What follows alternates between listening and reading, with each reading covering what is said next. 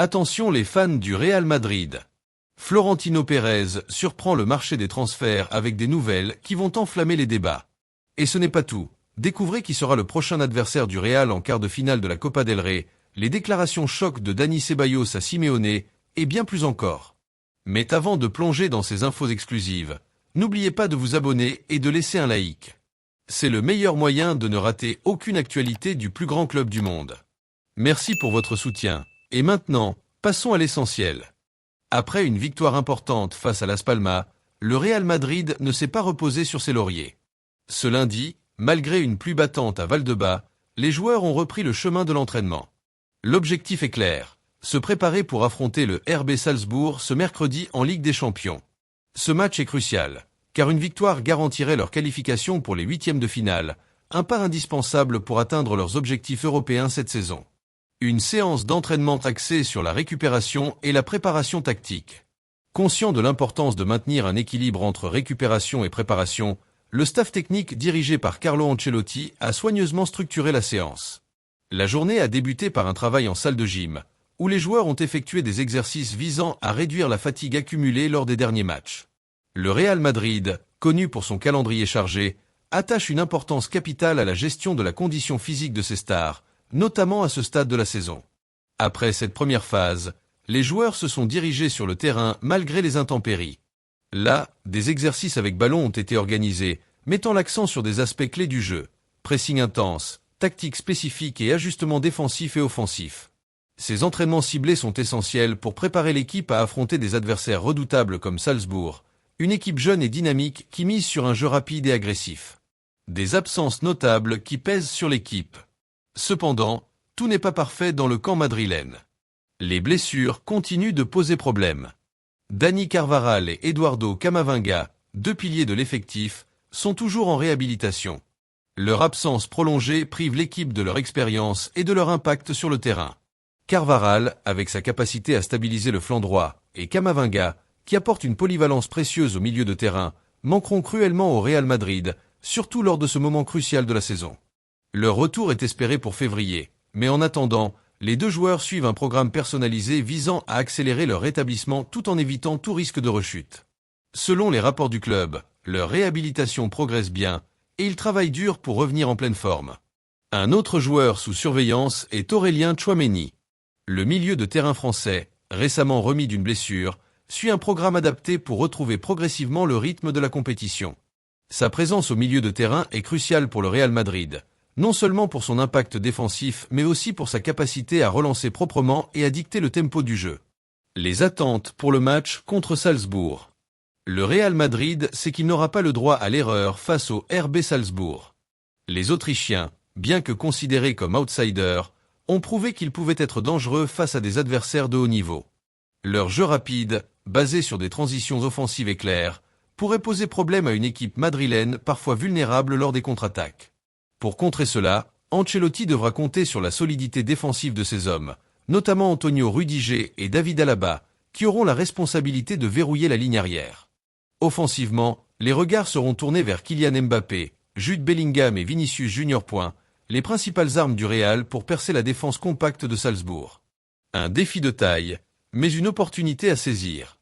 Malgré les défis posés par les blessures et l'accumulation des matchs, l'équipe reste confiante. La victoire contre Las Palmas a renforcé la dynamique du groupe, et les joueurs semblent déterminés à poursuivre sur cette lancée.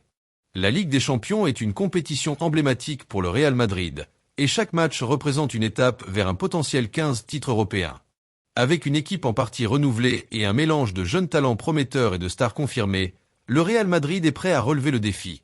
Cependant, la clé du succès résidera dans leur capacité à maintenir un équilibre entre expérience, jeunesse et cohésion collective. Cependant, le calendrier du Real Madrid est intense, et les enjeux sont élevés. Le tirage au sort de la Copa del Rey a révélé que les Merengues affronteront le Leganés en quart de finale. Ce match unique se jouera au stade de Butarque entre le 4 et le 6 février, seulement quelques jours avant un classico madrilène contre l'Atlético de Madrid, prévu le week-end suivant au Santiago Bernabéu.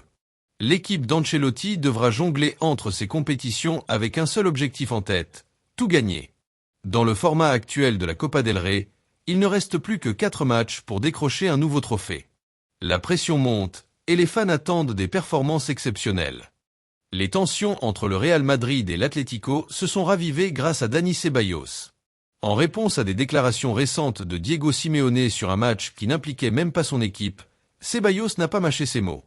Il a déclaré avec confiance: « Je me consacre à fond pour saisir toutes les opportunités, et je suis prêt à faire la différence. » Cette déclaration, applaudie par les supporters du Bernabeu, ajoute un nouveau chapitre à la rivalité historique entre les deux clubs. Avec seulement 20 jours avant leur prochain affrontement, l'ambiance promet d'être électrique au Santiago Bernabéu. Et enfin, parlons du plan de Florentino Pérez pour l'avenir. Pérez, président emblématique du Real Madrid, continue de dessiner un avenir ambitieux pour le club.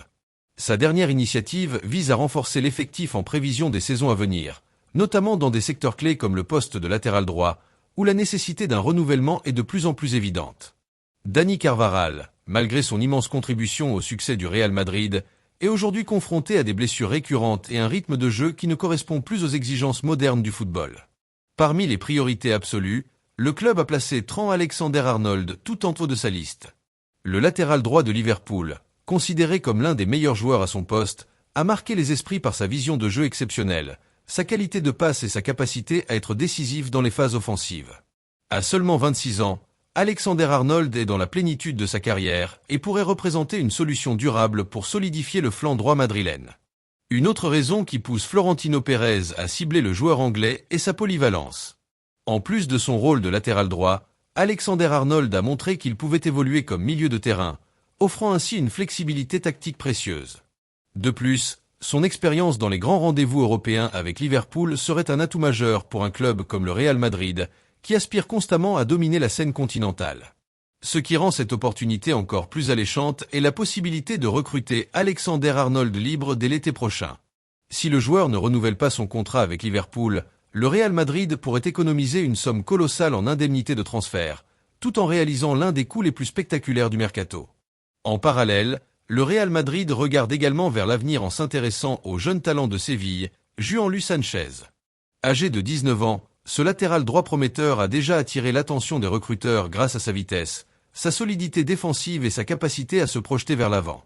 Une offre de 15 millions d'euros aurait déjà été formulée, montrant que le club ne ménage pas ses efforts pour bâtir un effectif équilibré entre jeunesse et expérience.